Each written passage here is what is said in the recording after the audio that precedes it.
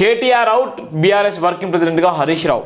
కేటీఆర్ ఏదైతే BRS working ప్రెసిడెంట్గా ఉన్నాడో కేటీఆర్ ప్లేస్లో హరీష్ రావుని పెట్టేటువంటి ఆలోచన ఉంది కేసీఆర్.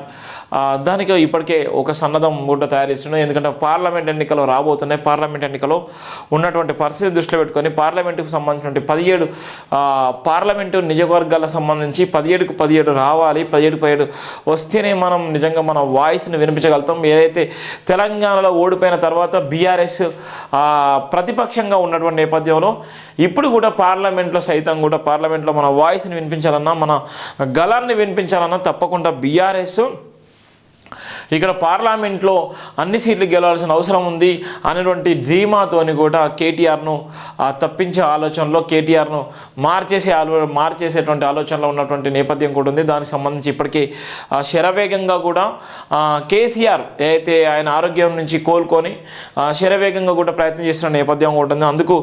అందుకే ఇవాళ ఉన్నటువంటి నేపథ్యంలో బీఆర్ఎస్ వర్కింగ్ ప్రెసిడెంట్గా హరీష్ రావుని నియమించి హరీష్ రావుకి ఇచ్చినటువంటి బాధ్యతలు ఎక్కడ కూడా విస్మరించకుండా ఆయనకి ఇచ్చినటువంటి బాధ్యతలు ఇప్పటికే పూర్తిగా నెరవేర్చిన నేపథ్యం ఉంది. ఆయనకి ఇచ్చినటువంటి సందర్భంలో నుండి ఎక్కడ ఎలాంటి అవాంఛనీయ సంఘటన జరగకుండా ఆయన తీసుకున్నటువంటి బాధ్యతకు కేటీఆర్ని తప్పించి ఏదైతే హరీష్ రావును కూడా తెరపైకి వేసేటువంటి ఆలోచన ఉంటుంది. బీఆర్ఎస్ వర్కింగ్ ప్రెసిడెంట్గా హరీష్ రావు, కేసీఆర్కు కొత్త లెక్కలు. హరీష్కు కీలక బాధ్యతలు, పార్లమెంటుకు కేటీఆర్ పోయేటువంటి ఆలోచన ఒకటి ఉంది. ఏదైతే కేసీఆర్కు కొత్త లెక్కలు కూడా చెప్తుంది, హరీష్ రావుకు కీలక బాధ్యతలు కూడా ఉపయోగపడేటువంటి నేపథ్యం కూడా ఉంది. తెలంగాణలో రాజకీయ లెక్కలు మారుతున్నాయి. అసెంబ్లీ ఎన్నికల తర్వాత పార్టీ పరంగా కీలక మార్పులకు మాజీ సీఎం కేసీఆర్ సిద్ధమవుతున్న లోక్సభ ఎన్నికల త్వరలో జరగనుండడంతో ఈ దిశగా కసరత్తు చేస్తున్న కాంగ్రెస్ బీజేపీ తెలంగాణలో ఎదుగుతున్న క్రమంలో కేసీఆర్ అప్రమత్తం అయ్యారు. కాంగ్రెస్ ప్రభుత్వం పైన దూకుడుకు వివరించేలా కార్యాచరణ సిద్ధం చేశారు. పార్టీలో కీలక పదవుల్లో మార్పులు తప్పవని సంకేతాలు ఇస్తున్నారు. కేసీఆర్కు కొత్త లెక్కలు. తెలంగాణలో కాంగ్రెస్ అధికారంలోకి వచ్చింది. మరో 3 నెలల కాలంలో లోక్సభ ఎన్నికలు జరగనున్నాయి. అసెంబ్లీ ఎన్నికల ప్రభావం లోక్సభ పైన ఉంటుందని కేసీఆర్ అంచనా వేస్తున్నారు. దీంతో కాంగ్రెస్ ప్రభుత్వం పైన ప్రతిపక్ష పాత్ర సమర్థవంతంగా పోషించేలా సూచనలు చేస్తున్నారు. అసెంబ్లీ ఎన్నికల్లో కాంగ్రెస్ బీజేపీ పుంజుకోవడంతో పార్టీ తిరిగి లోక్సభ ఎన్నికల్లో చాటకపోతే నష్టం తప్పదనే అభిప్రాయంతో ఉన్నారు. దీంతో లోక్సభ ఎన్నికల అభ్యర్థులు ఎంపిక పైన కసరత్తు ప్రారంభించారు.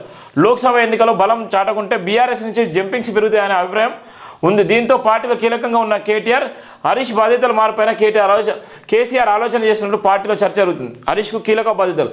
ప్రస్తుతం కేటీఆర్ పార్టీ వర్కింగ్ ప్రెసిడెంట్గా ఉన్నారు. హరీష్కు వర్కింగ్ ప్రెసిడెంట్గా బాధ్యతలు కేటాయించే ఆలోచనలో కేసీఆర్ ఉన్నట్లు పార్టీ వర్గాల సమాచారం. పార్టీలో కేడర్లో హరీష్ నాయకత్వం పైన నమ్మకం ఉంది. కేడర్తోనూ హరీష్కు సత్సంబంధాలు ఉన్నాయి. పార్టీకి పలు సందర్భాల్లో హరీష్ ట్రిపుల్ షూటర్గా వ్యవహరించారు. అనేక సందర్భాల్లో కేసీఆర్ తనకు అప్పగించిన బాధ్యతల నిర్వహణలో సక్సెస్ అయ్యారు. ప్రస్తుతం పార్టీ వర్కింగ్ ప్రెసిడెంట్గా బాధ్యతలు అప్పగించి లోక్సభ ఎన్నికలు పూర్తయ్యే వరకు పూర్తిగా కేడర్ ప్రజల మధ్యనే ఉండేలా కేసీఆర్ ప్లాన్ చేస్తున్నట్టు తెలుస్తుంది. ఇదే సమయంలో తన అసెంబ్లీలో ప్రతిపక్ష నేతగా బాధ్యతల నిర్వహణకు కేసీఆర్ సిద్ధమయ్యారు. అసెంబ్లీ బడ్జెట్ సమావేశాల నుంచి కేసీఆర్ అసెంబ్లీకి హాజరు కానున్నారు. లోక్సభ ఎన్నికల వేళ ఈ సమావేశాలు కాంగ్రెస్ బీఆర్ఎస్కు కీలకంగా మారున్నాయి.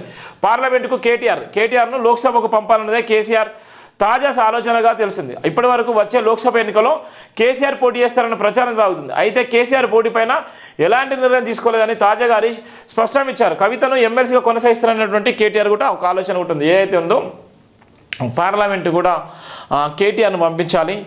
ఏదైతే ఉందో